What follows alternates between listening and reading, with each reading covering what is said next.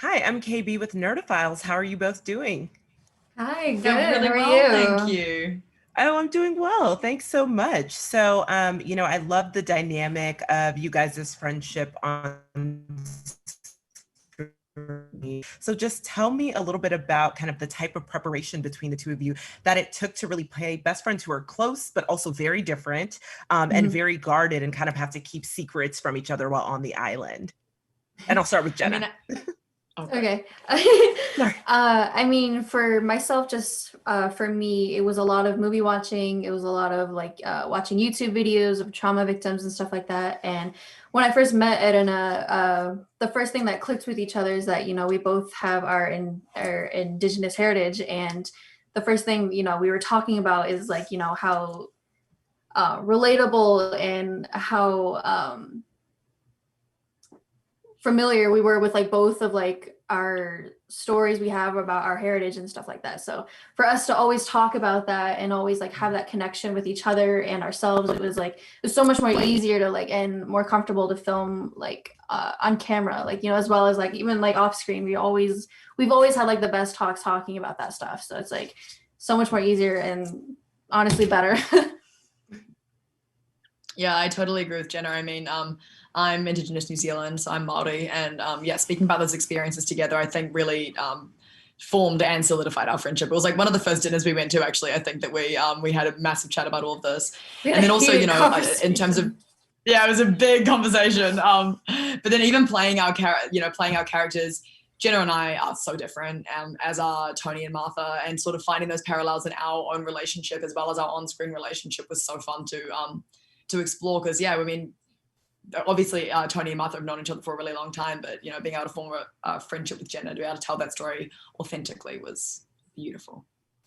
And so Real quick, just KB, I'm sorry, before you ask that next question, your first question, it froze a little bit on our end. Can you just repeat just the question? We got their Oh, answers, but okay.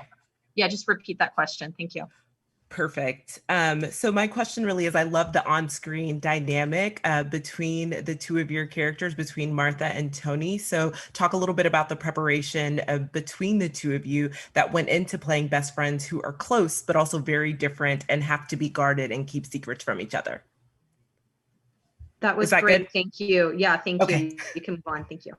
Okay, thanks. Okay, and so just speaking about your Indigenous heritage, can you chat a little bit about if you guys were really able to work with Amy and Sarah just to kind of incorporate a little bit more of your own personal lives into the backstories of your characters? Yeah, absolutely. I mean, I'll jump in and just say, yeah, I had a lot of conversations with Sarah Stryker and also with Amy Harris about, I'm not Native American, and so we weren't going to make Tony a Native American character, but just keep her a little ambiguous as to her cultural background, which I really appreciated. Being Maori, it's difficult to be in an American industry where my culture isn't represented so much because I'm from New Zealand. It's such a long way away. So to have those conversations with them and to have such an open dialogue about what I feel comfortable with and what they need of me was yeah, amazing to have that communication line there with them. And Yeah. what about you, Jenna? Sorry. Sorry. Yeah, like definitely like the best conversations I had, opening my mind about Martha was with Sarah, because she told me the person that she created Martha off of was someone that she actually met in real life and was Ojibwe. So for me to get that insight from her and for me to relate like my authenticity to Martha, I really felt like it translated very fluidly, and I couldn't expect a better outcome with it. Yes, I love it. And so, just my final question, I definitely love kind of the journey that each of your characters goes on in terms of growth. There's a lot of growth that happens by the end of season one, when they're really off the island and they're kind of sharing these experiences with those in charge or those in power, so to speak. So, what kind of traits do you admire about your characters? Because I definitely feel like, with Tony specifically, I feel like she has a lot of anger issues and it gets a bad rep, but she is admirable in a lot of ways. So just tell me a little bit about what you guys admire about your characters. I totally agree with you. I think she has like a true ferocious spirit, and you know, you can't teach to have spirit like she does. And I think that is one of my favorite parts about her. She knows herself. She'll hold you to your word, and yeah, she'll come and get you. I love it.